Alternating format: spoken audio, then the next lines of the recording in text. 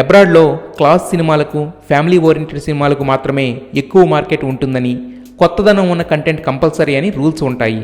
పైగా ఎంత హైప్ ఉన్న సినిమా అయినా రిజల్ట్ అండ్ రివ్యూ చూసే టికెట్స్ బుక్ చేసుకునే అబ్రాడ్ ఆడియన్స్ ఖైదీ విషయంలో మాత్రం కంట్రోల్గా ఉండలేకపోతున్నారు. బ్రేక్ ద రూల్స్ అంటూ మెగా ఎంట్రీని సెలబ్రేట్ చేసుకుంటున్నారు. ఆల్రెడీ చాలా షోస్ హౌస్ఫుల్స్. అడ్వాన్స్ బుకింగ్స్తో టికెట్ కొనుక్కున్న వాళ్ళు లాటరీ టికెట్ దక్కినంత హ్యాపీగా ఫీల్ అవుతున్నారు. అక్కడితో ఆగకుండా కార్లకు మెగాస్టార్ పోస్టర్లు తగిలించుకుని చక్కెర్లు కొడుతున్నారు.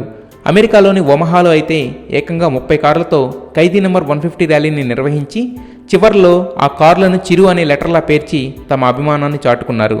ఇక ఈ సినిమా వీకెండ్లో కాకుండా బుధవారం రిలీజ్ అవుతుండడంతో గల్ఫ్లోని ఒక కంపెనీ ఒక షాకింగ్ డెసిషన్ తీసుకుంది. ఖైదీ నెంబర్ 150 రిలీజ్ కారణంగా ఆ రోజు కంపెనీకి హాలిడే డిక్లేర్ చేశారు. తెలుగు రాష్ట్రాల్లో అయితే కామన్ అనుకోవచ్చు.